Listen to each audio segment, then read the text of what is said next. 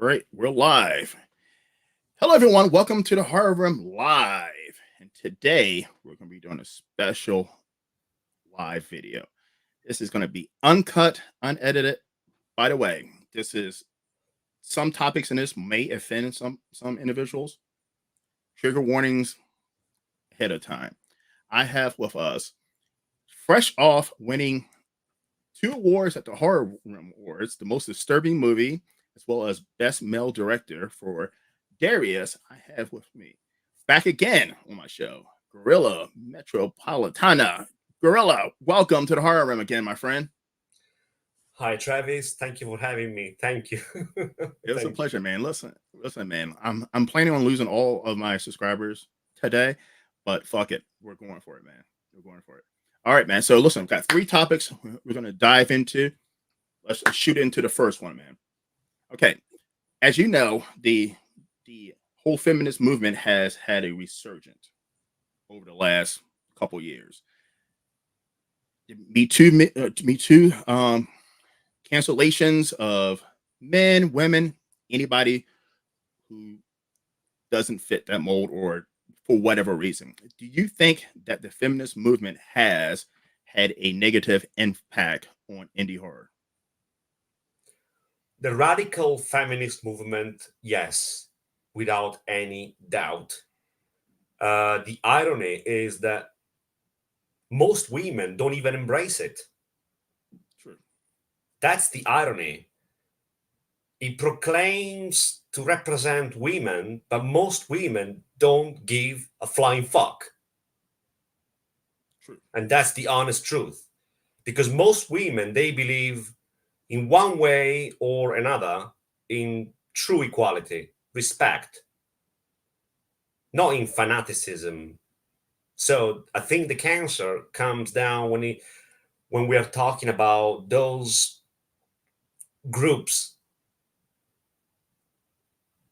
who take everything so political, so ideological, and they try to force their own agenda into pretty much every fucking thing in society, including the art forms of cinema, music, culture, everything.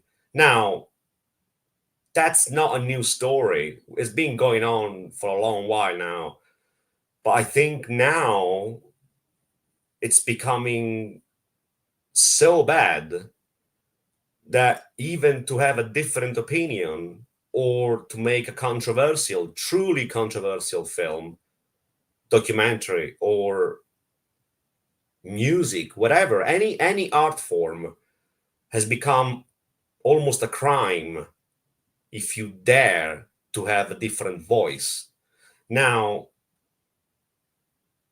I made a decision when I became a filmmaker to not only to keep away from those rules, but to make my own rules and to say, you know what? Fuck you. My principles, Travis, come right back from the French Revolution, which is fundamentally liberty, equality, and fraternity.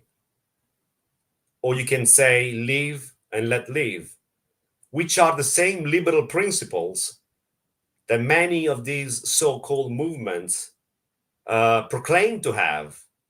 But then if you look closely, all you see is reverse fascism with zero tolerance for anyone who might have not only different opinion, but might portray women in films, for example, in ways that certain people will classify as misogynistic or sexist or sexualized or whatever the fuck else. That's not a problem. The problem is when you have wimps who posed as filmmakers. The problem is not so much who's out there spreading the agenda. The problem is who is on the other end. Filmmakers, artists, musicians. They're supposed to be free spirits, free individuals, free critical thinking individuals who don't make an art form to please people, but to express themselves regardless. But instead, we have now a situation where 85, maybe 90% of filmmakers, from the mainstream all the way down to independent cinema, they are afraid of being honest with themselves and with the audience. But to bounce off what you said, so with mainstream horror, I wanted to say it happened during the Scream time, the 90s. Big name horror films makers did not want to offend women. I mean, that's when that Scream thing came out. So it was, and I understand why, because there was big suits, there was big money, they wanted to appease everyone. But the indie horror scene has always been a genre or culture that they did not give a fuck about offending anyone. And that has, then do you think that has changed? Yes, it has changed because, first of all, and that's my opinion anyway, a good portions of filmmakers should quit making films. Why is that? Because if you look closely, many of those films, you take away the CGI, you take away the jump scare factor, you take away eerie music, you take away political correctness. What's left? There's nothing. What I'm saying is creativity, and that's another factor, is being affected by these agenda. I mean, once upon a time, there was a musician called David Bowie who once said, artists should influence culture. Now it's the other way around. Now it's the culture influencing artists. Now, that's a big fucking problem, don't you think? Because if you are an author, a filmmaker, a songwriter, whatever, and you don't have anything, of your own to say, but all you do is just fucking repeating like a parrot what the general culture says, then what the fuck are you doing here? Turn off the camera, give that camera to somebody else who have more talent, more balls, and hopefully better luck. And get the fuck out of the way.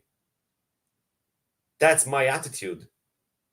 If you decide to become a filmmaker, man, woman, whatever, because now it's also a crime to address someone as him or she, Yes, pronoun. You need a fucking dictionary that you need to check on a daily basis, the PC agenda dictionary.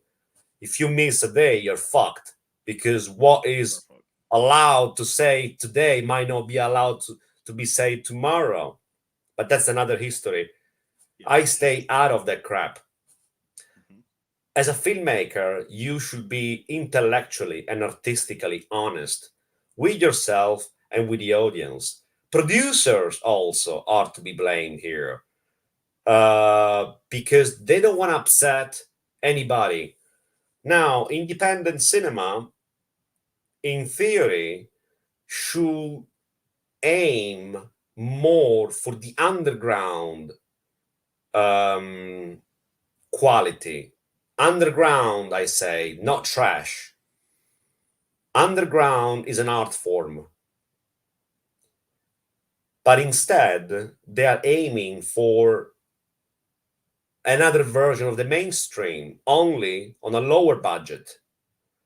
And most independent filmmakers aim to put their films on mainstream platforms, which we all know they don't fucking allow a wide open vagina being penetrated, for example. So what's the fucking point? Producers, independent distribution companies, and everybody else involved, they should encourage filmmakers to do more underground like type of independent cinema in general, and But to stimulate the DVD market rather than streaming platforms. but can you be an underground horror filmmaker and be on streaming services like Netflix and Amazon? In my opinion, no. If that happens, is by accident, and only if it's not offensive. Only if it's not offensive. But again,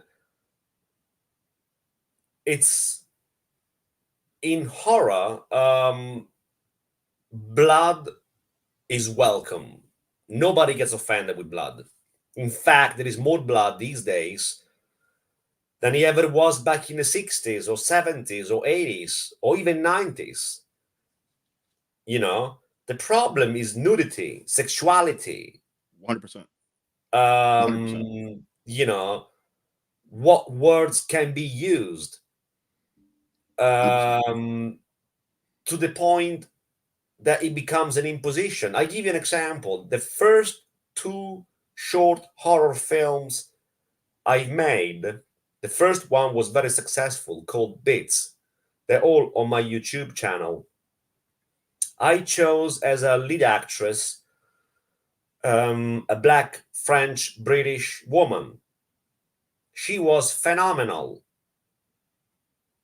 in these two short horror films, particularly the first one, Bits. Now, I cast her not because I had to cast a black actress, but because I wanted to cast her, because I thought she looked right for the part, Mhm. not because I had to. And if you look closely, there's an agenda. Anything above a certain budget, you have to cast in alphabetical order every single ethnic group that exists on this planet. And to jump on that, I've seen casting calls for indie movies, and you're 100% correct. And but okay, but this is what I don't understand. So like when it comes to the feminist movement, a lot of these indie horror, when they do a casting, they will put down, I'm looking for a attractive woman between the ages of 20 and 24. Slender built. So and a lot of women who are indie horror filmmakers as well as actresses are feminists. How come they don't have a problem with that? It shows you the level of hypocrisy. It shows you the level of hypocrisy because I posted some time ago, then I took it down because I found the actresses. But I posted on social media for a couple of days an advertisement looking when I was looking for actresses for my next film, and I said that the actresses were required to do sexually oriented, simulated scenes. What do you mean, like sexual intercourse or oral sex? Sexual scenes, but not real, obviously, Yeah, simulated, correct. obviously. Now, a few horror pages, they took it down because they thought it was, sexist or whatever. And that shows you, it's only a little example, but it shows you how narrow-minded people within the horror circle are. I don't give a flying fuck about making a super, super, super, super gory film just for the sake of it. I leave that to others. That's their choice. My cinema is very, very sexual, extremely sexual. So actresses, sometimes even actors, they are required to do sexual oriented, I repeat, simulated scenes. If they agree and I agree, and we both put it on a contract, and there's also present a safety coordinator, as the general rule says, Yes. then what's the fucking problem? But have you ever had Well, an actress agree on contract and then she gets on set and she sees with her own eyes and she's like, "Fuck this! I'm not doing this." with the actresses I had up to now that I cast, I've never had problems. Uh, but before I had them, I had to go through a long list of female candidates who pulled out.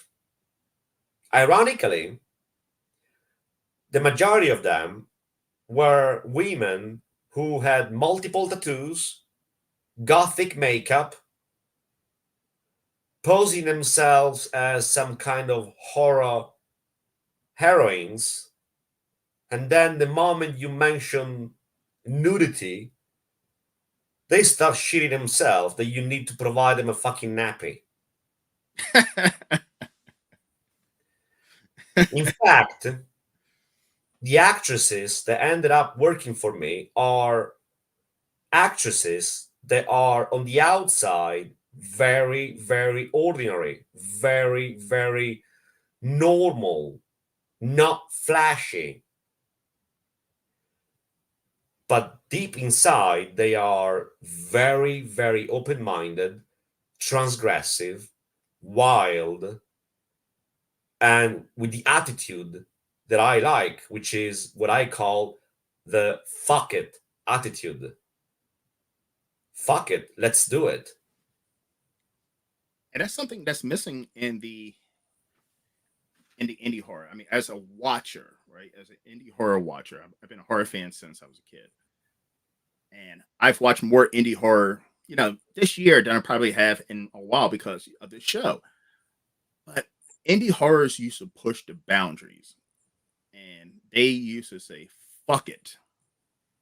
And as a watcher, it's hard for me to distinguish an indie horror film from a Hollywood horror film because they follow the same rules as the Hollywood, and Yes, that used to not always be the case.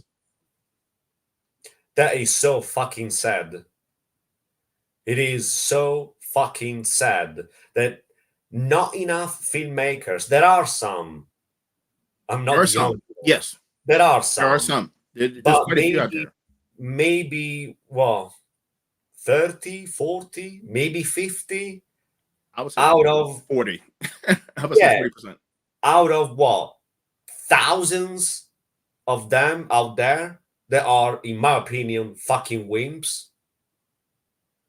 That they should not, like I said, grabbing a fucking camera in the first place. If you don't have the balls, don't say to everybody, I'm a filmmaker. No, you're not. You're just a guy with a fucking camera who's doing a film to please people. The point is, one of my ideas that I had, and then I did not do it because my film Darius took a major toll on me. So it required 101%. But one of the short stories that I had in mind prior to Darius was called A Night Bin Man. And it was about a night shift guy clearing rubbish off the streets and peeping in other people's houses and Okay. Okay. masturbating at Oh, the same time. And then he gets caught by another night shift bin man who takes his pants down, give him a blowjob, a real one, and like then he real on, grabs the knife, like and then he like grabs the knife and kills him. wait, real on camera, so real dick and mouth on camera.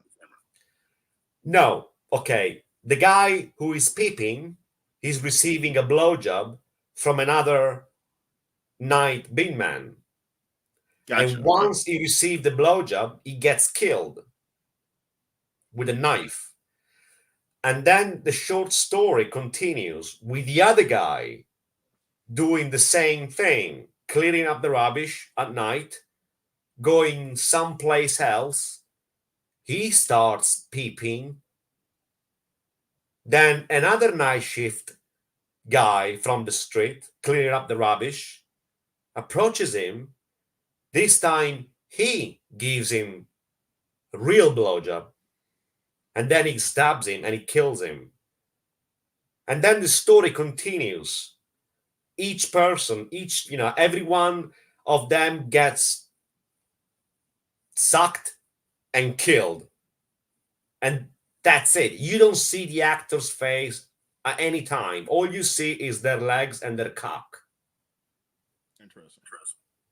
This is just a short story where you don't see the actors' faces. All you see is their legs and their cocks and the knives. Now, saying like this, it sounds like, what the fuck is that?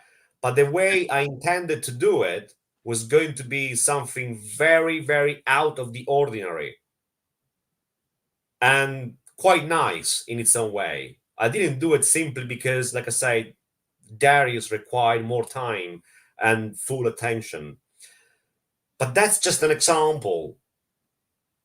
And I wanted to show what was going on at night amongst night workers when demons come and they start fantasizing about sex, even with other guys.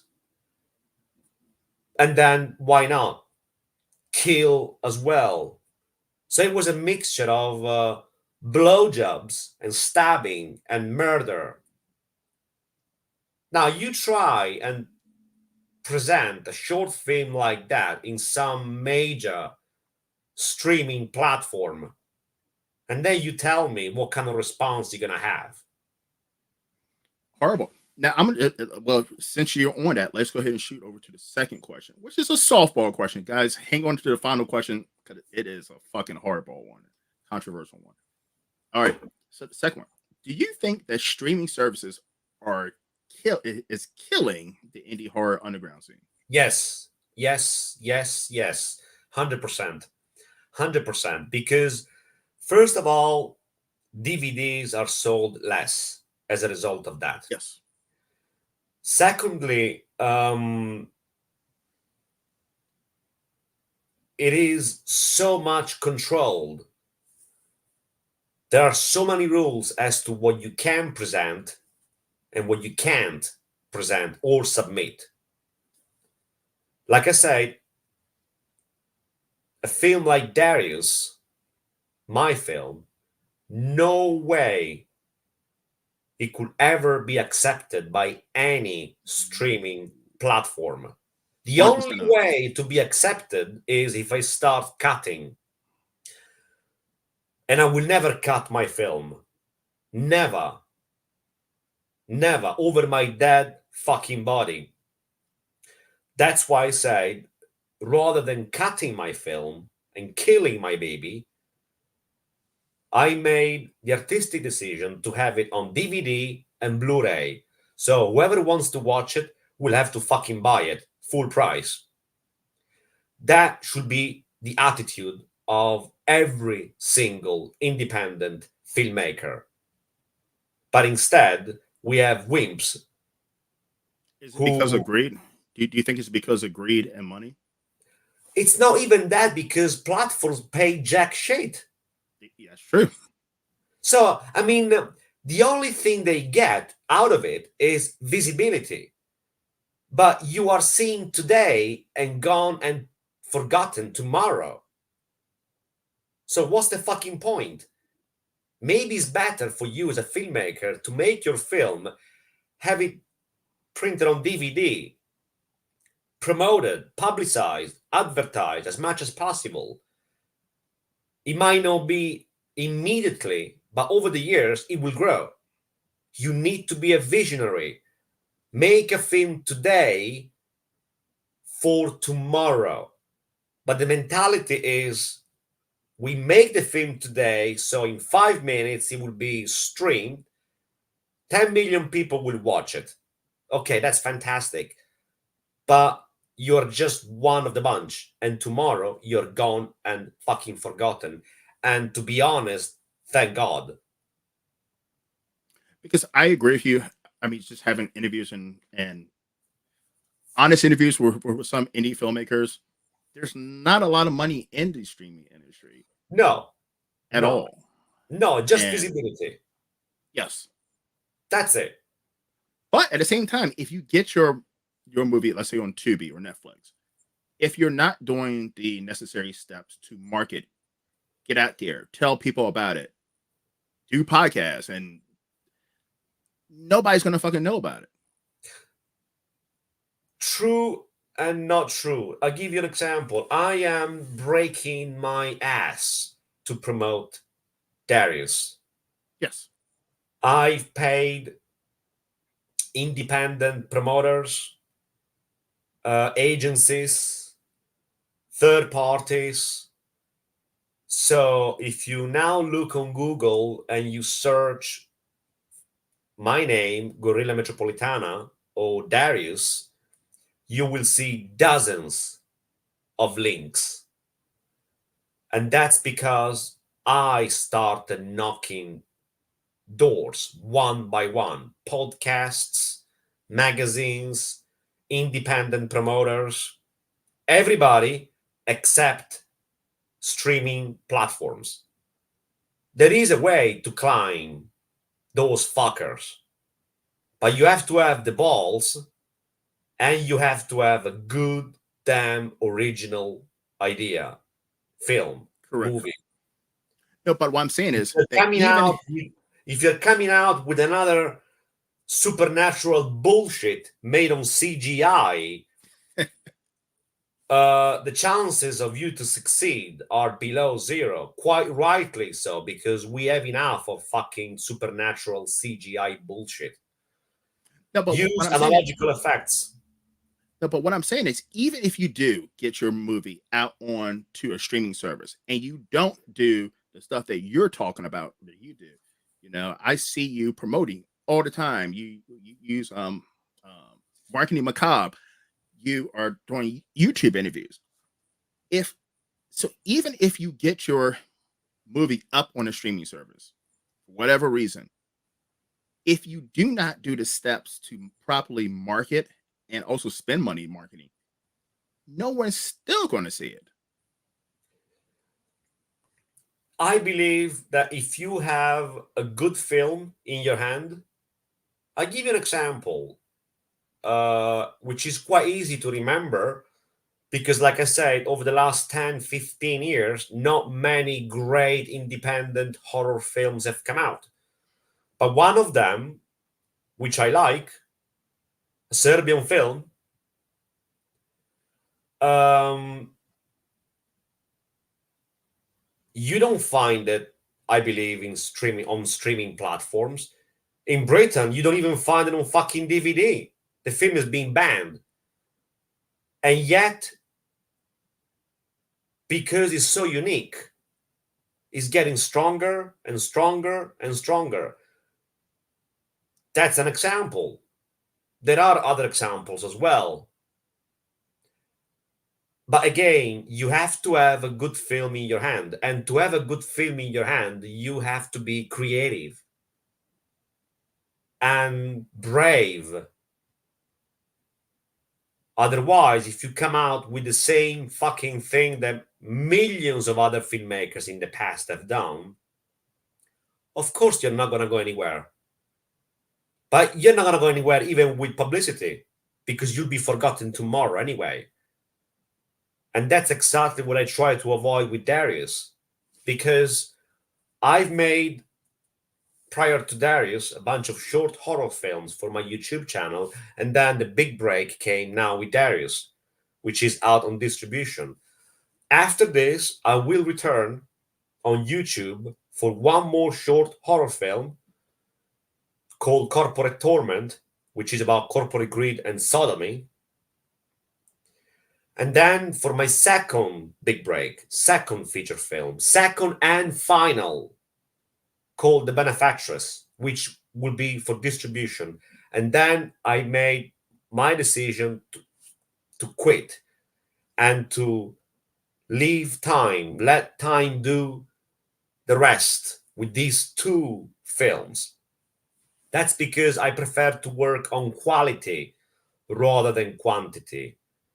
Most filmmakers, they don't mind making a film every year or 2 years because they do the same fucking thing. They might change subject, but there's no craft.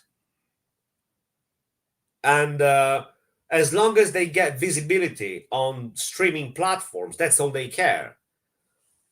But that's, again, that's the reason why the quality of independent cinema is dropping, because it's all about visibility and less about quality, less about underground quality, less about courage, less about freedom. We don't want to offend that group of people. We don't want to offend the other group of people. We want to make everybody happy. So we're going to make a gory film, but without offending anybody. Well, Do you also think?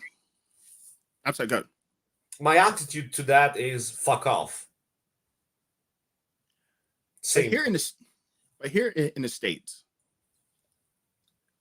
everybody is a fucking filmmaker, right? Especially when you go to certain cities. You go to Atlanta, you go to Detroit, you go to Los Angeles, you go to New York, even DC. Everybody you can throw a quarter and hit someone who's a filmmaker. Do you think that's the problem, that everybody's a fucking filmmaker now? Yes. Yes, because technology allows more people, thank God, to access cinema. That's great. But again, once you have the camera in your hands, what do you do with it? Let me give you an example. The cinema I make was designed with the tools I had, which is basically a simple $200 digital camera and a fucking tripod. That's it. Later, a small spotlight, which cost just like my pack of cigarettes. So we're talking about minimum budget, but plenty of ideas. And I was able to make a film, DARIUSS, that 85% of filmmakers with expensive equipment may be hired. They even use fucking drones in many horror films to show what? A fucking window. Majority of them do, yes. To show a fucking window, just to say, oh, look, I've got the drone. Okay, what do you do with it? You can shove it up your ass now. So you can fly with it too. Because the point is, don't be flashy just for the sake of it. You can create something with quality even without being flashy. I've seen photos on Facebook of independent filmmakers filming with equipments that are twice my size. And then I've seen their films and I go like, what the fuck? What the fuck did you do with that big camera? Did you fuck it? Do you see where I'm coming from? The point Exactly. is, it's not the tool you're using, it's the mind behind the tool. You know, but again, the culture of appearance, the culture of image, the culture of the outside box, but not the actual content of the box, seems to be more important than anything else. Visibility, personalities on YouTube, self-proclaimed experts of films. In Italy, there's one guy who owns a fucking video shop and somehow is seen like the most important independent film reviewer in Italy. He doesn't know jack shit about anything. And yet, because he's got such a big personality, young people who might be potentially interested in cinema, particularly horror, they listen to all of his crap and buy it. And we have examples in Britain as well. I'm sure you have examples in the United States. In every country, you have these issues, which are not issues if people will start using internet and looking for other sources. But because personalities now rule the game, they have pretty much the monopoly, even though it's not official, but they have the monopoly of the independent scene through film reviews. And that's very sad. And especially in many cases, these are the same people who might be involved in independent horror film festivals. And they get to decide who gets in, who gets out, you know, and completely unable to be impartial just because perhaps you told them to fuck off, but you still submit a good quality film and they reject it because you told them once to fuck off. Now, that's just an example. I But mean, here's the thing. yeah. I want to say something to you as you're talking about film festivals. All right, I'm gonna get some shit for this one. I've done significant amount of research on indie horror film festivals. I even did a video that I never released because I did not want to get backlash from especially indie filmmakers who are my people, right? I didn't want to get backlash. But I'm going to say something. 70% of these horror film festivals are full of shit. Yeah. They're full of shit. They take your fucking money and number one, these people are not even horror film fans. There's just some dick off that lives in his mother's basement taking your fucking $500 and give you a moniker to say, oh, you got ABZ fucking whatchamacallit, like that's something to put on your fucking poster that no one's never heard of. Majority of these individuals are not film fans. That's why I actually did my little award show thing, because I wanted to show, hey, look, this is how a film festival is supposed to happen. A film festival is not supposed to be picking the most popular movie. It is who is the best filmmaker and like who is the most original. And I know for a fact that most of these film festivals are absolute crooks. They are, but at the same time, indie filmmakers will pay the money to have their movies run through these fucking fake festivals just so they can put that on their poster because they Yes. think by having that on their poster, it's going to get them more viewers, which is not true. Filmmakers, as I say, should have the determination, the balls, the energy, the strength, the willingness to do their own thing, regardless. And let me tell you something, they don't even need distribution companies. If they really want to fight this thing and have their film out, they can have what they call self distribution and have their DVDs on Amazon, for example, or eBay, and then pay private agencies like I did to promote the film. It might take longer. It might take longer. You might want to pay magazines, Fangoria or whatever, to do extra publicity, for example. But eventually you get there. But again, Travis, again, you have to be brave to make a film that just Darius is a good example. I always bring the example of Darius because Darius is a film that 95% of people who watched it, they loved it. But the initial reaction was like, what the fuck is this? That's my reaction. Yes. You need to be prepared for that. And, you know, and be prepared to the idea that your film might not be appreciated today, right away, but if it's a good film, over time, it will. Yes. But again, and there are filmmakers out there who are good, they are not all bad. But the point is, the majority of them, they want it now, they want to be streamed as soon as possible. And then if you look at what they do, the actual films they make, there's nothing original, there's nothing creative.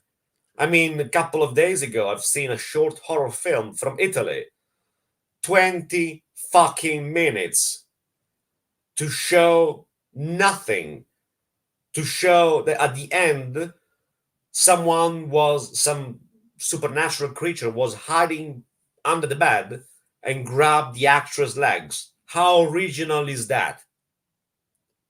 Something we've seen. There are thousands of films like that were made fucking 40 years ago. Yes. So that's what I call cliche. The indie horror scene at the moment is filled with fucking cliches. But when it comes down to actual originality, there's not much around. Some stuff, yeah, but not much. All right. So we got 15 minutes to go. Well, 17 minutes. So I'm going to shoot to the final question. And this is a fucking hardball. This is going to be the one that's going to lose me some fucking subscribers. All right. Do you think that the LGBTQ community has a huge influence on the movie industry right now, for good or bad? Yes. Yes, it does. In my opinion, for the bad. Because it starts off with good principles, but then it becomes fanaticism. And it becomes something almost like a declaration of war.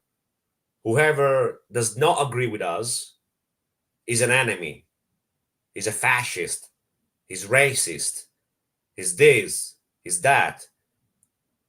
And to me, that is completely, totally unacceptable.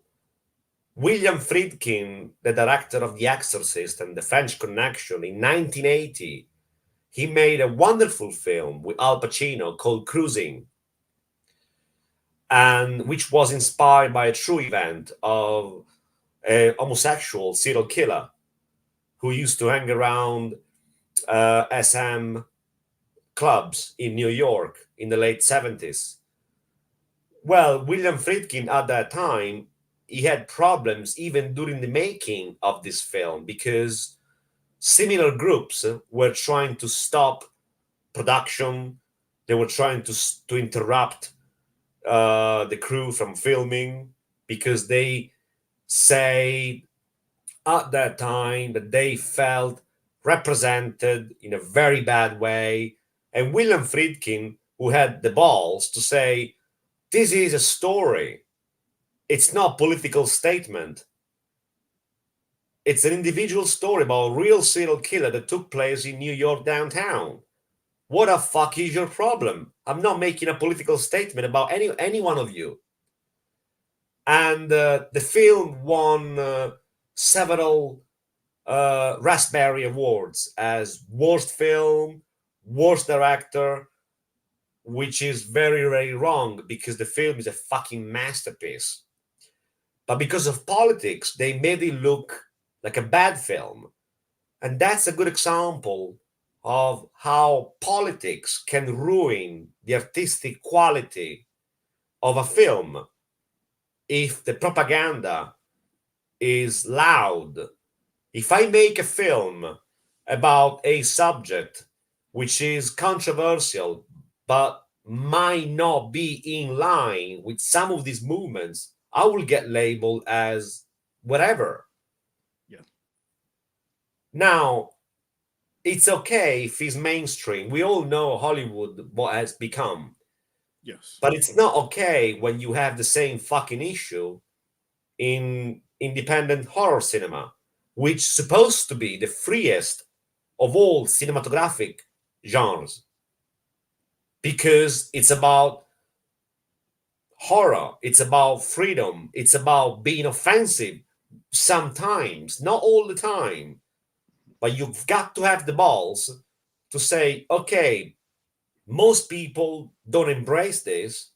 Fuck it. I'm going to do it anyway. Hopefully, one day somebody will appreciate it. But it takes balls, Travis. You need to have big balls and a huge cock to do that. Yeah. Yeah. And, but like I did a live with Brad Case a couple of days ago, and we were just talking about the PC culture of the, and especially in this country, United States, and Britain, in Britain as well, and Britain as well. But you can't say nothing. You can't you can't say what you want to say. No. We talk about the freedoms of speech. You can't say what you want to say. You can't. I understand you can't just say fucking anything, but you cannot say, "Hey, I'm a Christian. I don't believe in XYZ." Mm-hmm. You can't say that, you know what? I'm an atheist. I believe in XYZ. You can't say things anymore because you'll lose your fucking job. You'll lose your YouTube channel. You'll never be able to make a movie again. You will, you're as a guy, you might lose your relationship. Yeah. The difference, you see, in Hollywood, if you upset the wrong person, you're finished. Done. But the difference is this: in independent cinema, especially if it's horror, that problem should not exist. No. Because the whole point of being independent cinema is because it's radically different from mainstream Hollywood. And we're going back to what David Bowie said years ago. Artists should influence culture, not the other way around. And instead, today we have filmmakers who, instead of being artists, or at least instead of making an attempt to influence the current culture with something different, maybe better, no, they allow themselves to be sucked in by the counterculture of political correctness because they don't want to lose what they have. But the question is, they have nothing, because by leaking arses, you're not gonna climb the ladder. All you're gonna have is a brown tongue, Yes.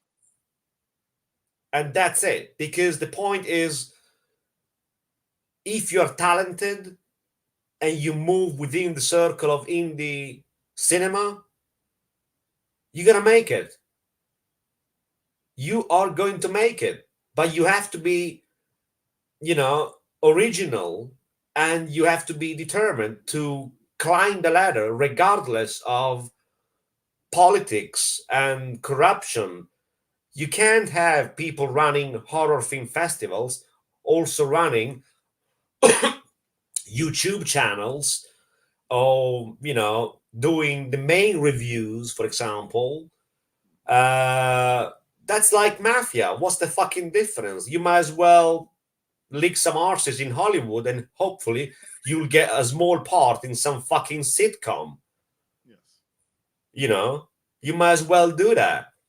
My artistic choice from day one, was, especially with DARIUSS, was to break boundaries and to say, I'm going to show all depravity I can possibly show in this film, not for the sake of it, not for shock value, but because the story required that. And if some people are upset about the sexual graphic violence that goes on in DARIUSS, that's their fucking problem.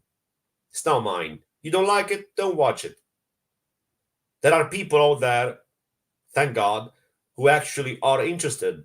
And it's not the only film. There are plenty of films out there from equally brave filmmakers who simply don't give a fuck about politics. The idea should be to create a movement, an underground movement of filmmakers and producers who get together and say, you know what? We're going to change a couple of things now. We're going to go back to the underground roots. And we're going to start printing more DVDs, promoting more independent underground cinema, and start to boycott streaming platforms because they are not giving us the freedom that we really want. In the 70s, you had that with the new Hollywood, but nowadays we should do the same thing with theoretically something that might look like the new independent scene, the new underground horror scene, because the way it's going is fucking pathetic. I can't see the difference between indie and mainstream. I'm not a filmmaker, right? I'm not a filmmaker. I am a horror fan. So I'm a person who watch and I consume. And I'm telling you that I cannot see the difference in a big budget Hollywood Halloween movie and a indie slasher movie, besides the quality that is made and the acting, right? And the budget. Mm-hmm. I cannot tell the difference because they follow the same mold. They follow the same safe mold. When was the last time you've seen an erected cock on a film? I think it was your movie. You don't even remember. I think it was your movie. Yes. Yes. That's a good example. I mean, it sounds silly, but it gives you an indication. When was the last time you saw a vagina wide open, coming like a waterfall? But not only that, I can't tell you the last time I've seen just a simulated sex scene in a horror movie. Just a simulated sex scene, which was something that you normally seen in horror all the time, especially indie. I cannot tell you the last time I've actually seen a sex scene in an indie horror movie in forever. I'm sitting there like thinking about it, and I can't think of one. Exactly, because filmmakers, like I say, they don't take bold steps, And also, they don't mold actors and actresses the way they want. The actresses I had up to this point, all of them, particularly in Darius, I didn't find them like that. I molded them according to my vision. Especially the lead actress, Ila Argento. She comes from stage, a complete different background. I molded her according to my vision of cinema. And that's why she was able to give the performance she gave, which is very brave. Most actresses will not have the balls to do that. But it's the filmmaker who molds the actress, not the other way around. The actress that dictates terms and conditions to the filmmaker. This I do, that I don't do. Because those ones who tried that with me, I told them to fuck off. But you see that with professional sports now. Like the players are telling the coaches what the fuck to do. Like Exactly. It's and not anymore about the filmmaker. It's about the producer and about the actress or the actor. The filmmaker is just a cameraman. yes, 100%. He's just a cameraman. And that's pretty fucking sad. It is. All right. Because filmmakers should be storytellers. As I said in the previous episode, if I decide to cast you, Travis, playing a part in one of my future projects, and I say to you, okay, Travis, we're gonna be both naked in bed. We're gonna suck each other's off. And I'll say hell no. But that's once again, you can say no. Yes, but you can say no. You can say yes. It doesn't matter what you say. The point is, if you say yes, the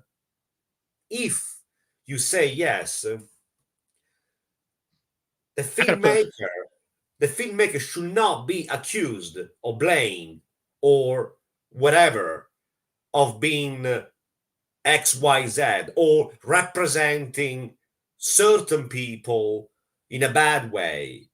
Yeah. Because Travis was a paid actor in that instance. He wasn't used or exploited. He was just a paid actor. That's all he was. Nothing more. And the point is... But they say the same thing about pornography. And I see a lot of feminist movement to say pornography is degrading to women and blah, yada, yada, yada. But they are paid actresses. No one is forcing them to be in a porno. I'm not saying all pornos. So there might be some out there, but in the majority of pornos, no, this person is willfully being on camera, and they are a actress. They're acting, and they're getting paid to do that. Right. Okay. Pornography was invented by the ancient Greeks. Yes. And then we came along, the ancient Romans, with our big, huge cocks, muscles, statues, women, men. We invented pornography.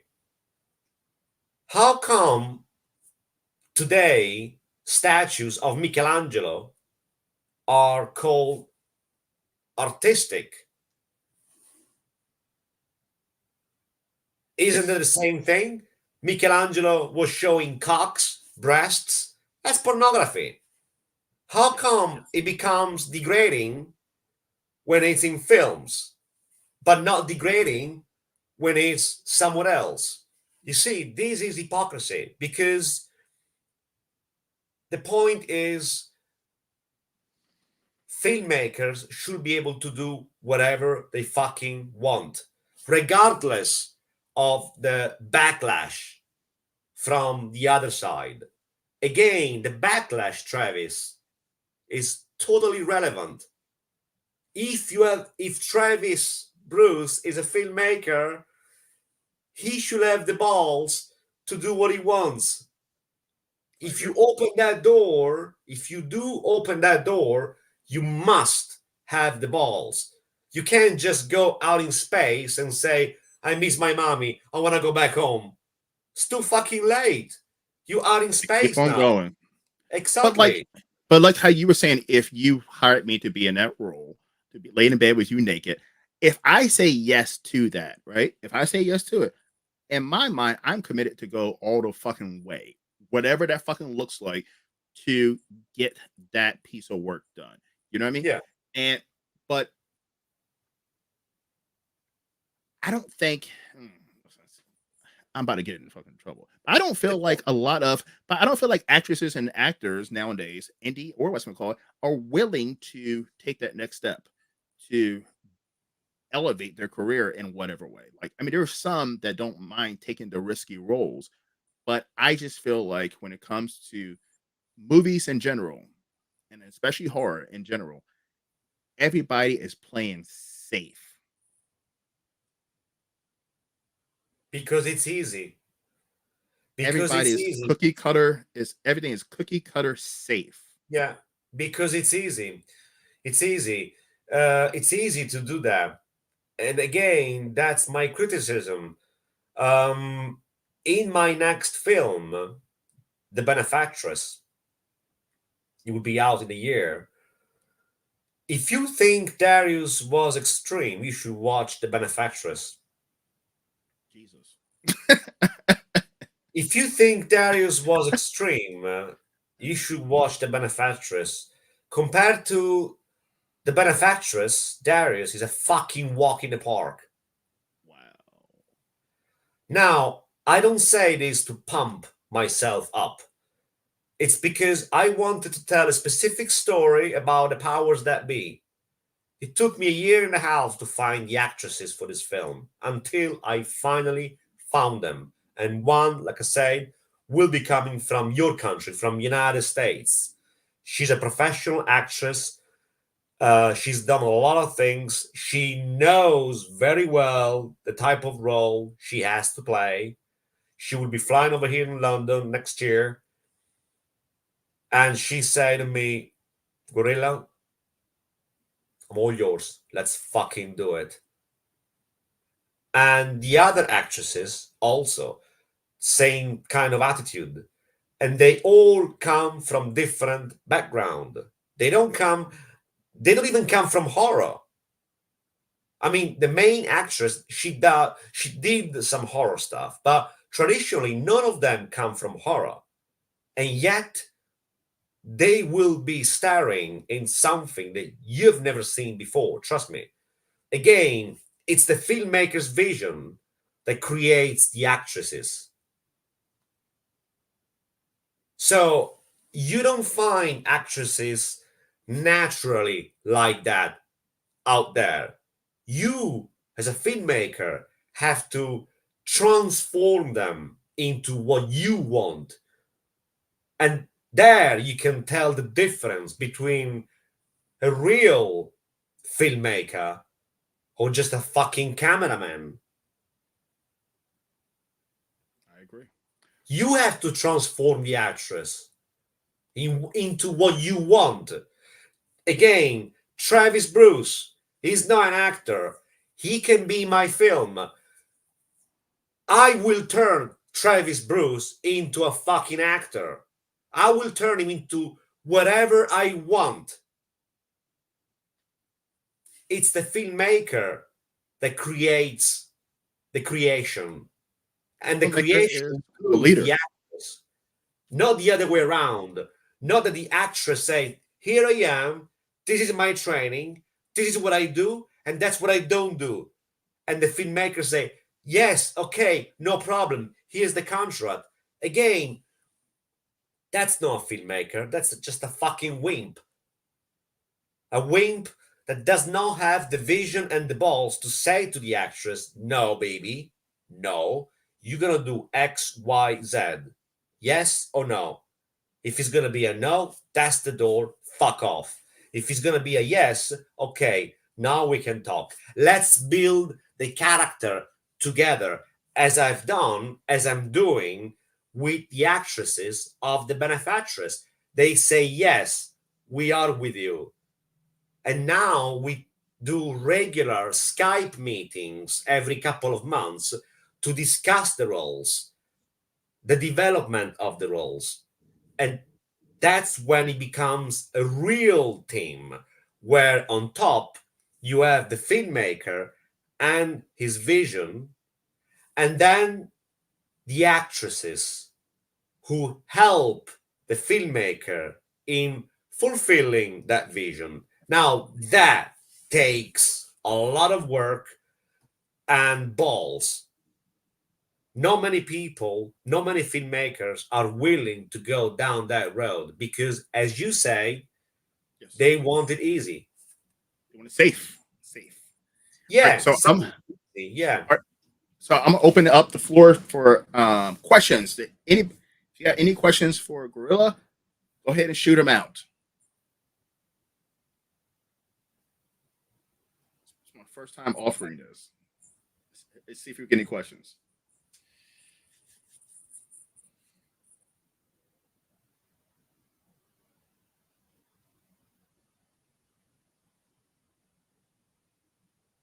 Okay.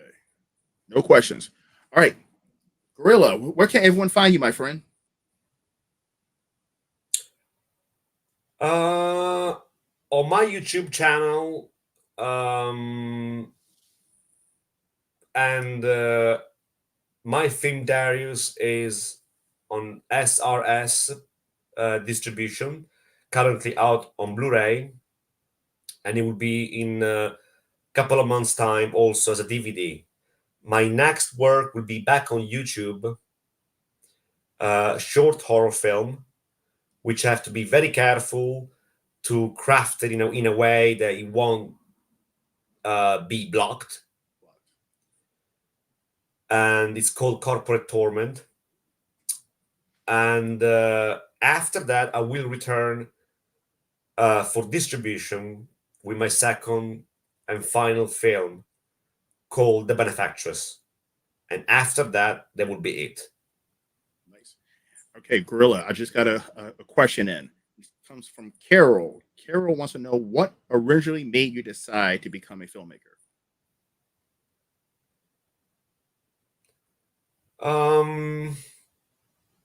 I wanted to tell stories from my angle.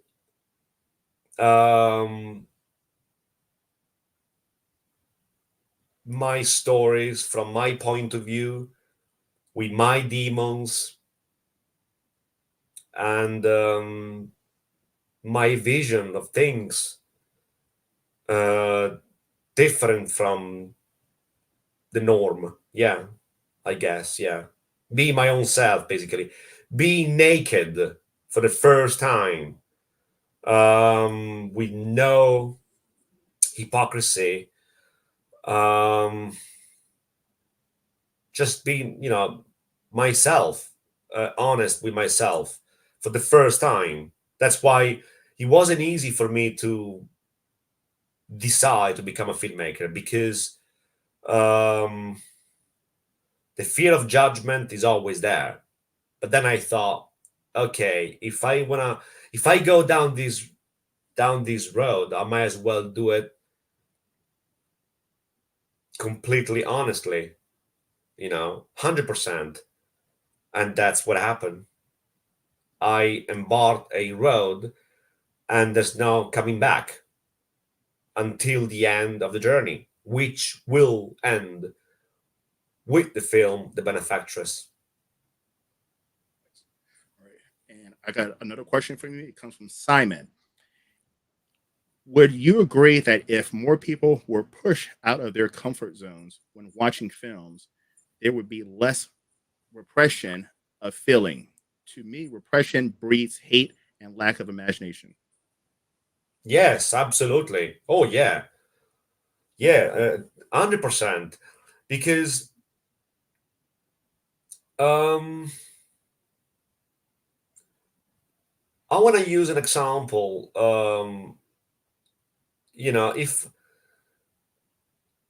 If you do something that turns out to be original and encouraging to other people, then it will be like a virus. It will spread. It will encourage other people to do the same thing.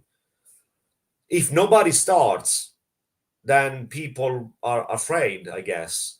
There are filmmakers out there, like I said, who are brave, but unfortunately, the general culture is repressive. So yeah, I agree entirely. All these ideologies in politics, they bring repression and fear and terror because everybody's afraid of everything. Again, I made a decision not to be afraid. I made a decision to say, okay, I'm gonna go on fifth gear. I'm gonna push the gas all the way. Fuck it. You did. So yeah. Awesome. Alrighty. Well, Gorilla, it's been an absolute blast having you on, man. Again, it's always a fun time, man. It's always a crazy time too, brother. Thank you. Thank you, Travis. Thank you.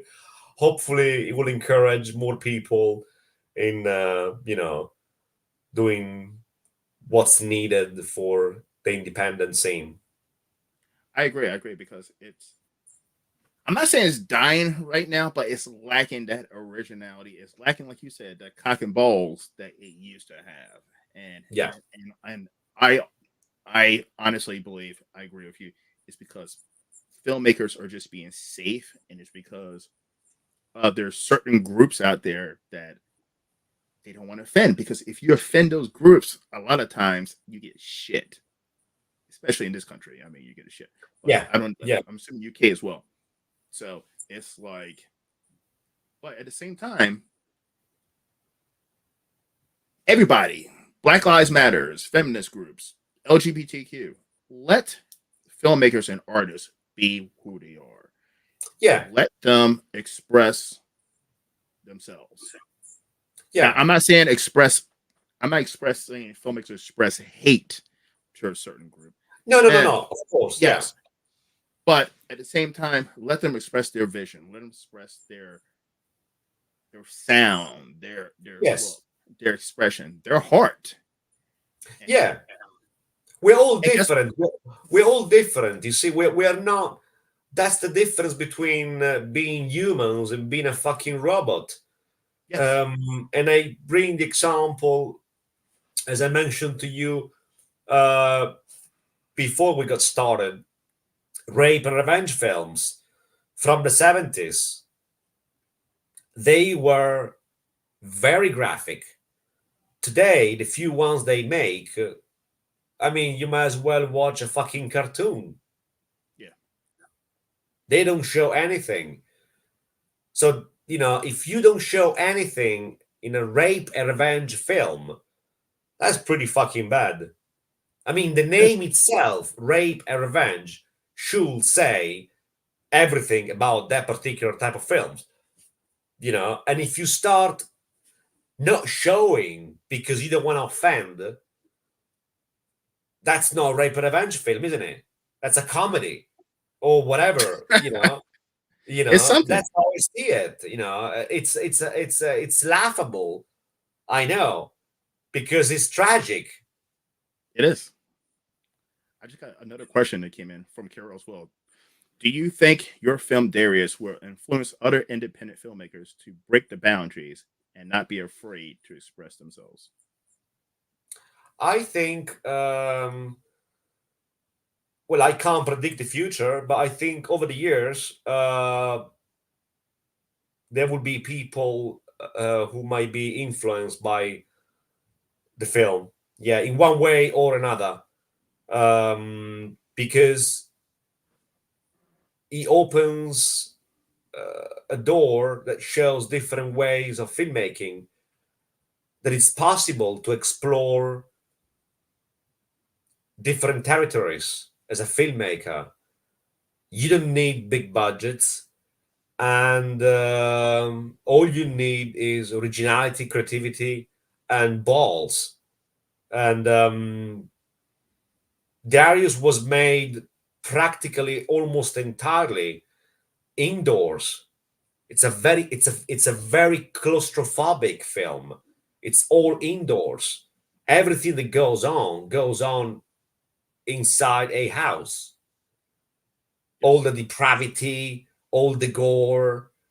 So that clearly shows that you don't need, fancy locations to make a horror film. You don't need big budgets. You don't need big name actors or actresses, but you do need balls, ideas, and a lot of creativity. And Got the original. yeah, absolutely. You do need to be like that.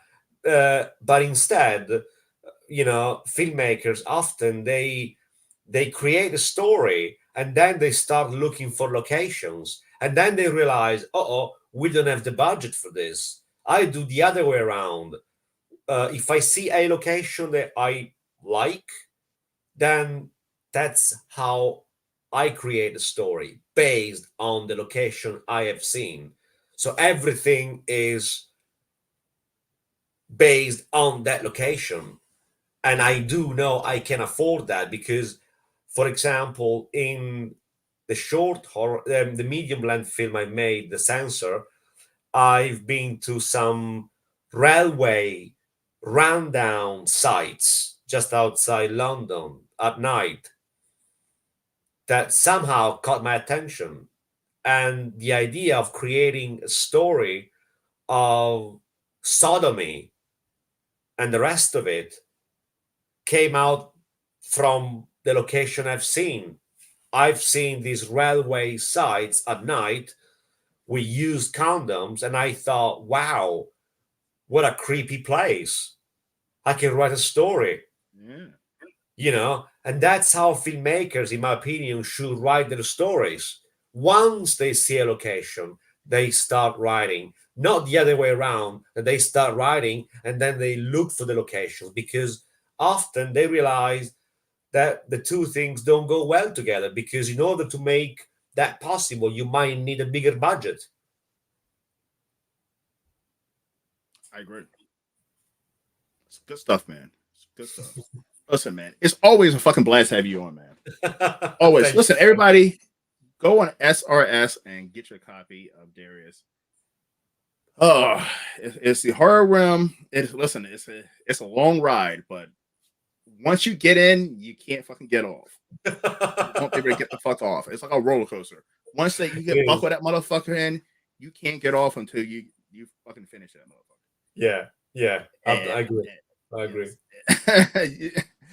But go on SRS and grab that bad boy and follow my man Guerrilla on social media as well as YouTube. All right, guys. Well, this has been another fun live horror room. Thanks for coming on. If you are not a subscriber, please hit that subscribe button.